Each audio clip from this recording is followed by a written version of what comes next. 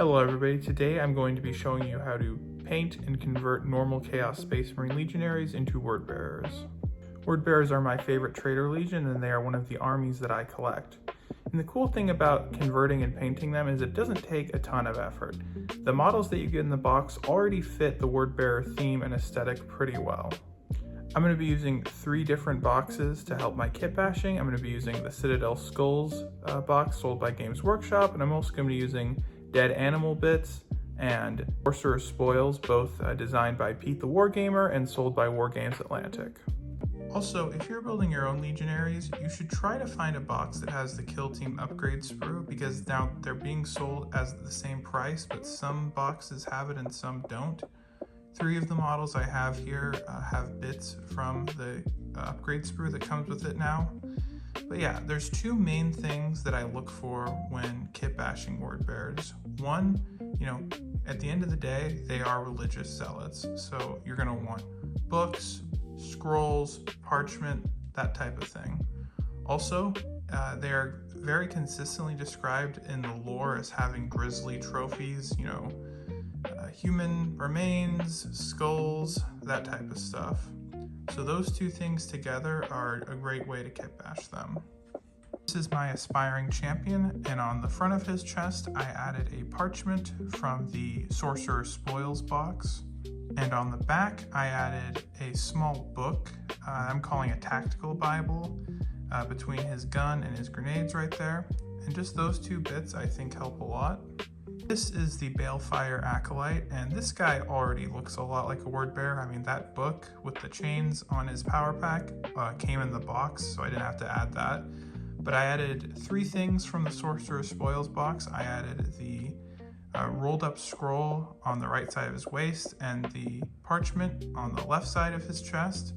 And something about adding parchment that I thought was important to add is that sometimes on models they already have pieces of cloth that are waving in a certain direction, like the idea is that the wind is probably blowing it that way. So I made sure to have the parchment kind of blowing in the same direction to keep the model consistent. I also added one on his shoulder pad. For this normal Legionary, I added a skull on top of his power pack. The skull I just got from the Citadel Skulls kit, and on the back of his waist I added a severed head on a hook, which comes from the Dead Animal Bits box. For this Legionary, I just added a small demon skull to his belt. I clipped the back of the skull off and just glued it on. This guy probably asked someone if he could borrow a hand. The Heavy Weapons Marine also has a severed hand on his belt, and that's just a spare Space Marine helmet I had lying around. Thought it looked kind of funny that it almost looks like he's gonna kick it like a soccer ball or something. Now that I've shown you how to kit bash the miniature, I'm going to show you how to paint a Word Bearer. And you start by priming him black. Now that he has been primed black, the first thing I'm going to do is a dry brush of Eshin Gray all over the model.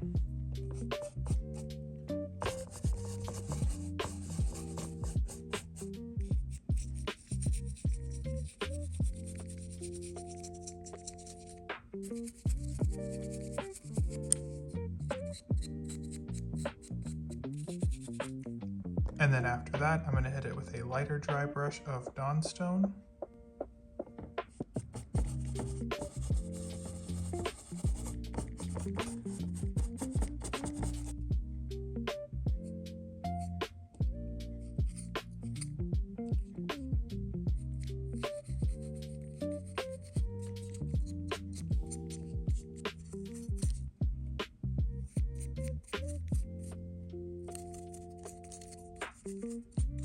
So now this next step is probably one of the most debated topics in painting Chaos Space Marines, but I prefer to paint the armor first and trim second. Also, make sure to scrape your mold lines. I'm going to paint all of the armor in Galvorback red.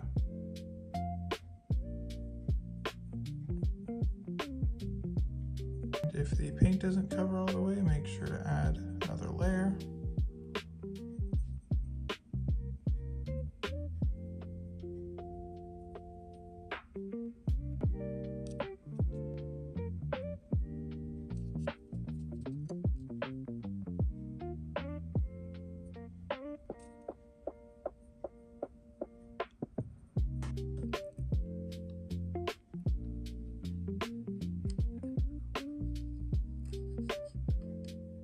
Also, I wanted to say, don't be too worried about getting red on the trim because you're just going to cover it with silver anyway. So now that I've painted all the armor in Galvor back, I'm going to move on to the trim, and I'm going to paint the trim in Lead Belcher. On some of my bigger models in this army, I will highlight with corn red, but honestly, on the normal sized Marines, I think in combination with the dry brushing, the Galvorback does a pretty good job on its own.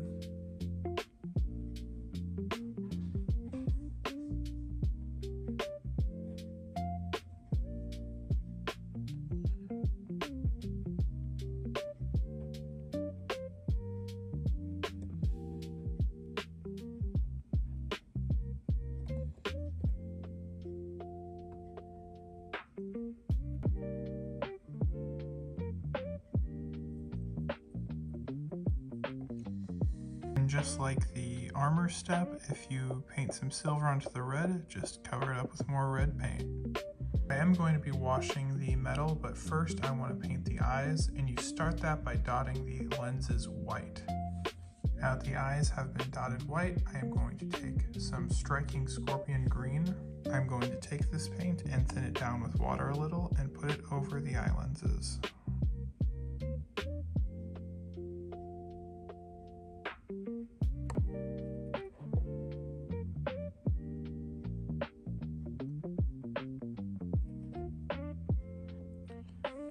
Now that the eyes are done and I touched up a few parts with the trim with silver, I'm going to wash all of the trim in Nuln Oil.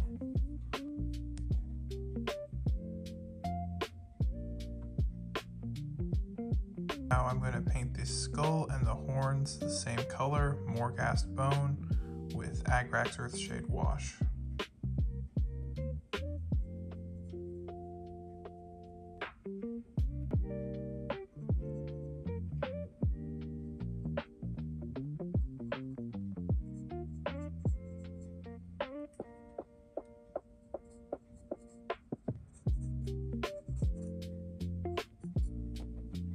On the skull, I'm just going to do some highlights with Wraithbone.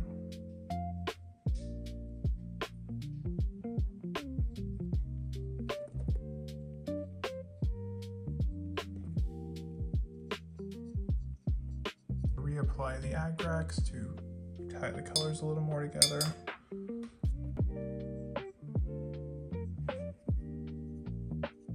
Now I'm going to go on the armor and pick out the little details and the trim on the gun and the handle. I'm going to paint those with Balthazar Gold.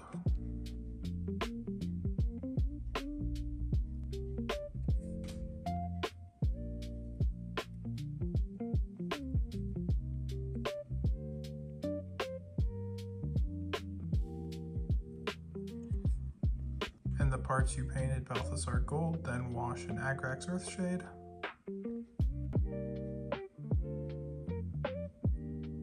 For the waistcloth, I actually paint them different colors. Sometimes I paint them gray, sometimes I paint them brown. I think I'm going to paint this one brown. I'm actually going to add a little bit of white dry brushing to it so the brown pops better.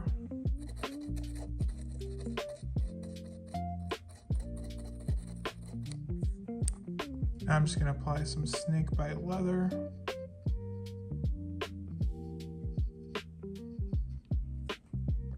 That's done. I'm going to paint the Eye of Horus on his left knee. I'm going to paint it yellow, and then I'm going to use a fine point red Sharpie to draw a little eye. I'm kind of imagining it like the Eye of Sauron. Just taking some Imperial Fist, and I'm going to want to let that dry.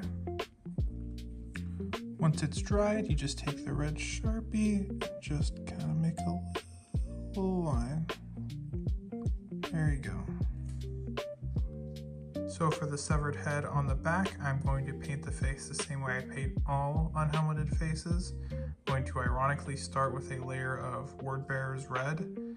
It's not my favorite color for the actual armor, but it's really good as a base for skin tones because it has a kind of brownish red color, which is good for building up with human flesh.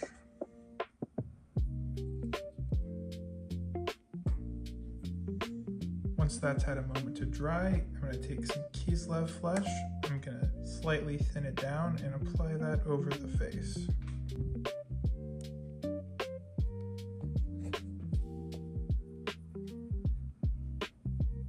As these are both layer paints, it may take a second or a third coat to fully cover the model. Since this is a casualty, I'm not as concerned with it looking perfect since he probably got roughed up anyway. Once you get the skin to a point you are comfortable with, you want to take some Reikland Flesh Shade, thin it down a little, and apply it all over the face.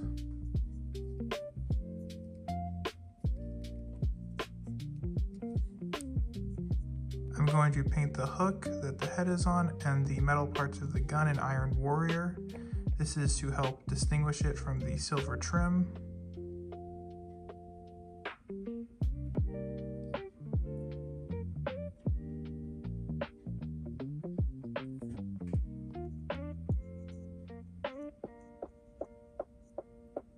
I'm going to paint the pouches and holster in a dark brown contrast paint, Cygor Brown.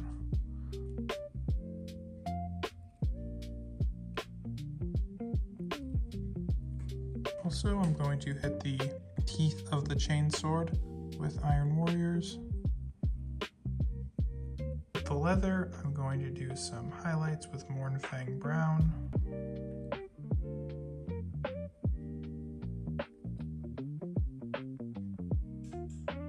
Also make sure to add some gold to the rest of the bullet. So make sure to wash those bullets in some Agrax Earthshade. The grenades on his belt, I'm just going to paint them Iron Warriors.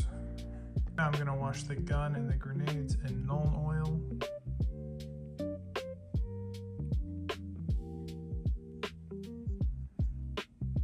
Now I'm going to add some blood effects to the head and to the chainsword, and I'm going to add a little to the waistcloth.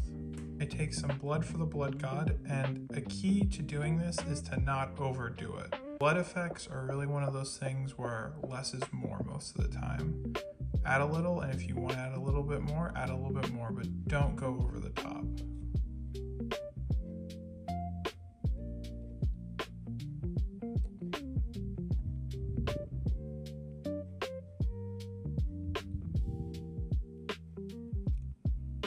Also, try to think of blood logically, like as a liquid. Like there would be blood on the hook because the hook was put through the head type thing. There'd be a little running down, but not too much. Don't want to overdo it. Put some around the neck. And if you apply too much, like I think I did there on the neck, just wet your brush and smush it around. It'll actually give a kind of realistic effect anyway with how the blood would go around.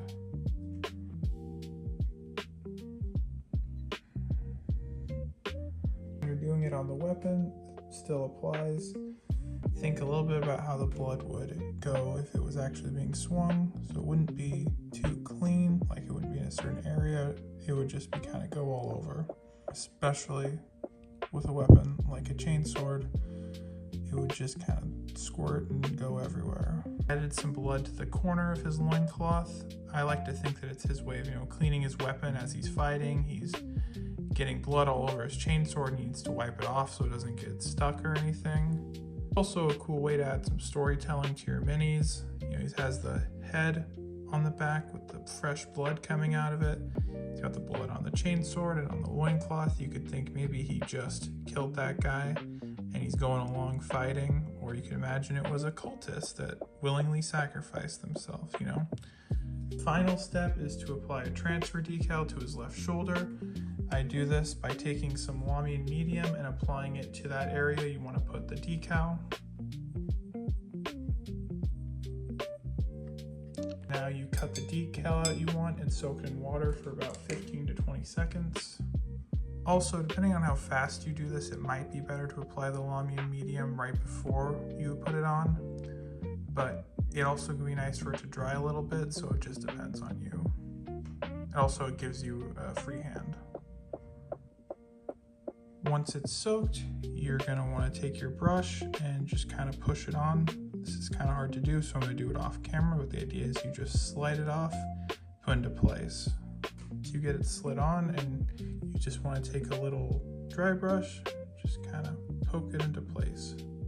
Transfers can be a bit difficult, and it took me a few tries to get it down, but basically think of it kind of like you have something on a stick and you're placing it on, but you have to also keep in mind that it's going to curl easily, especially depending on how wet it is or how big it is. I try to do the smallest decal I can get away with using because it's less space for it to crumple or to not fully adhere to the surface, especially if it's on a smooth surface like a shoulder pad. So just try it. Also, if you have a faction that you don't collect, like if you collect CSM and you don't collect Alpha Legion, you can take a little piece of plastic, paint it, and practice applying a decal that way, because it'll take a few times. This is the final results, and I'm going to show you in a 360 view.